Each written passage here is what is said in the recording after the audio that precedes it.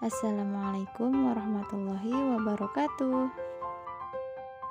Apa kabar adik-adik? Semoga kita semua sehat walafiat dan selalu dalam lindungan Allah Subhanahu wa taala. Alhamdulillahirobbilalamin, kembali lagi bersama Ibu Febri dengan mata pelajaran Sejarah Kebudayaan Islam. Baik adik-adik, hari ini kita akan mempelajari tentang Perjanjian Madinah. Oke adik-adik, pada pembelajaran kali ini kita akan mempelajari kisah terjadinya Piagam Madinah. Tujuannya agar adik-adik dapat mengetahui upaya-upaya Nabi Muhammad SAW dalam membina masyarakat Madinah, serta dapat menjalankan sikap cinta damai sebagaimana yang dicontohkan oleh Nabi Muhammad SAW. Oke, mohon disimak ya adik-adik. Kisah Perjanjian Madinah merupakan upaya perdamaian yang dilakukan oleh Rasulullah dengan kelompok non-muslim yang ada di Madinah. Nabi Muhammad SAW telah mencontohkan dan mengajarkan kepada kita bagaimana kaum muslimin hidup rukun dan damai dengan orang-orang non-muslim ketika Nabi Muhammad SAW membina masyarakat Madinah. Nah, upaya yang dilakukan oleh Rasulullah SAW ini dikaji dalam Perjanjian Madinah. Nah, adik-adik sekalian, Perjanjian Madinah merupakan peristiwa setelah Nabi Muhammad SAW bersama kaum muslimin membangun Masjid Nabawi dan mempersaudarakan kaum Ansar dan kaum Muhajirin.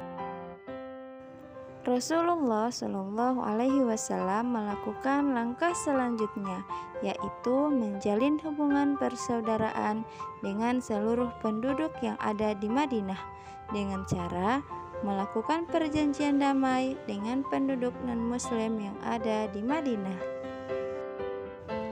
Adik-adik, tujuan diadakannya Piagam Madinah ini karena Rasulullah SAW sangat menghormati kebebasan beragama yang dianut oleh golongan lain yang ada di Madinah dan mengajarkan kepada kaumnya tentang sifat toleransi terhadap pemeluk agama lain. Rasulullah melakukan Perjanjian Madinah ini karena hal itu merupakan hal yang sangat penting untuk menciptakan kota Madinah yang aman, damai, dan tentram. Melalui Perjanjian Madinah ini pula, kaum non-muslim dapat hidup berdampingan dengan kaum muslim, bekerja sama dan bergotong royong dalam membangun kota Madinah serta dalam memelihara keamanan dan ketertiban. Nah, adik-adik sekalian, coba deh ibu tanya, siapa sih golongan muslim yang dimaksud oleh Rasulullah dalam Perjanjian Madinah tersebut? Jadi, golongan non-muslim yang dimaksud oleh Rasulullah SAW dalam Perjanjian Madinah tersebut yaitu ada Bani Kainuqa, ada Bani Nadir, ada Bani Quraisyah, dan kaum Yahudi Khaybar. Nah, adik-adik sekalian, dari keempat bani tersebut yang termasuk dalam kaum non-muslim, sebenarnya mereka telah lama mengetahui tentang kebenaran ajaran agama yang dibawa oleh Rasulullah SAW. Bahkan sejak Nabi diangkat menjadi Rasul pun mereka sendiri yang telah menyampaikan kepada penduduk Madinah. Tetapi pada saat Nabi SAW diangkat menjadi Rasul, mereka tidak mau beriman, bahkan mengingkari kebenaran yang dibawa oleh Rasulullah SAW. Oleh sebab itu, demi mewaspadai sifat kaum Yahudi yang tidak dapat dipercaya tersebut, Rasulullah SAW mengadakan kesepakatan dengan kaum Yahudi yang ada di Madinah. Selain itu, dibuatnya kesepakatan damai ini diharapkan agar kaum muslim dan kaum non-muslim secara bersama-sama dapat menjaga kedamaian dan keamanan kota Madinah. Nah, untuk itulah Rasulullah Shallallahu Alaihi Wasallam mempersatukan golongan muslim dan golongan non-muslim dalam suatu ikatan perjanjian damai yang disebut dengan Perjanjian Madinah atau biasa kita kenal dengan Piagam Madinah. Nah, selanjutnya kita akan mengetahui apa saja sih isi dari Perjanjian Madinah tersebut. Isi Perjanjian Madinah yang pertama yaitu kaum Yahudi bebas memeluk agama sesuai kepercayaannya. Tidak ada paksaan bagi mereka untuk memeluk agama Islam dan harta mereka tetap aman.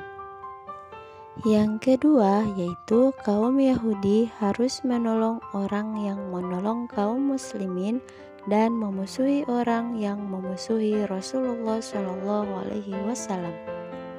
Yang ketiga yaitu kaum Yahudi dan kaum muslimin berkewajiban membela kota Madinah dan saling membantu untuk menghadapi setiap musuh yang ingin menyerang Madinah.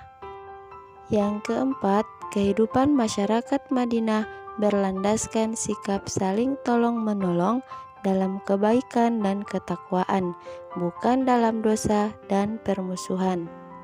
Dan yang kelima, semua penduduk Madinah dijamin keselamatannya, kecuali bagi mereka yang berbuat jahat. Sebenarnya masih banyak isi perjanjian Madinah, tapi terlepas dari hal itu, semua isi perjanjian ini bertujuan agar masyarakat kota Madinah bisa tertib, aman, dan damai, sebagaimana perjanjian Madinah ini yang dibuat pada tahun 622 Masehi. Nah, setelah mempelajari isi dari perjanjian Madinah, selanjutnya kita akan mempelajari atau mengetahui kandungan apa saja yang terdapat dalam isi perjanjian Madinah tersebut.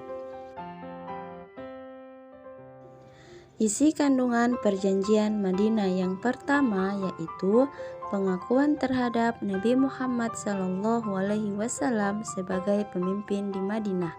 Yang kedua, mengakui kaum Ansar dan Muhajirin sebagai kaum yang bertanggung jawab terhadap agama, Rasul, dan masyarakat Islam. Yang ketiga, setiap kaum bebas beragama dan mengamalkan cara hidup masing-masing. Yang keempat, orang Islam dan Yahudi bertanggung jawab terhadap keselamatan kota Madinah dari serangan musuh. Yang kelima, orang Yahudi dibenarkan hidup dengan cara mereka serta menghormati kaum muslimin. Yang keenam, setiap masyarakat Madinah bertanggung jawab menjaga persaudaraan atau persatuan di Madinah. Yang ketujuh, setiap orang tidak boleh menyakiti dan memusuhi orang lain atau kaum lain. Yang kedelapan, hendaklah setiap orang tolong-menolong dalam pembangunan ekonomi dan keselamatan negara Madinah.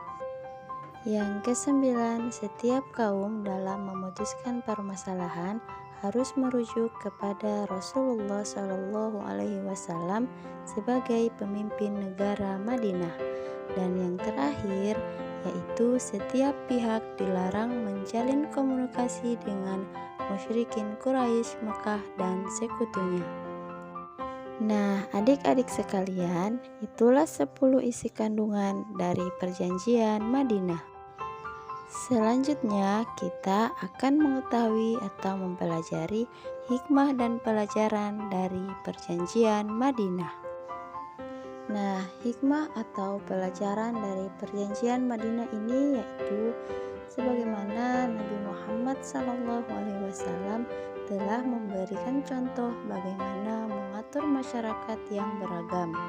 Isi dari Piagam Madinah juga menunjukkan bahwa agama Islam adalah agama yang cinta damai, dan sangat toleransi terhadap pemeluk agama lain selain agama Islam. Melalui perjanjian Madinah tersebut, orang muslim maupun non-muslim harus saling menjaga, menolong, dan saling menyayangi. Dalam piagam Madinah ini juga disebutkan bahwa semua manusia sama tanpa harus membedakan suku, warna kulit, bahasa, dan agama.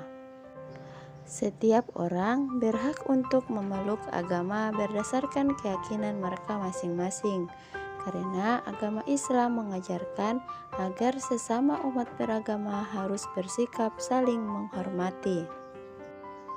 Piagam Madinah ini menunjukkan sifat dan perilaku adil dari Nabi Muhammad SAW terhadap kaum muslimin dan kaum non-muslim yang ada di Madinah. Nah, hal itulah yang menjadi salah satu bukti bahwa Nabi Muhammad SAW diutus sebagai rahmatan lil alamin, di mana Nabi Muhammad SAW tidak hanya menjadi rahmat bagi umat Islam saja, tetapi menjadi rahmat bagi seluruh umat manusia. Baiklah adik-adik yang soleh dan soleha, demikianlah video pembelajaran hari ini tentang perjanjian Madinah. Semoga pembelajaran hari ini bisa bermanfaat bagi kita semua.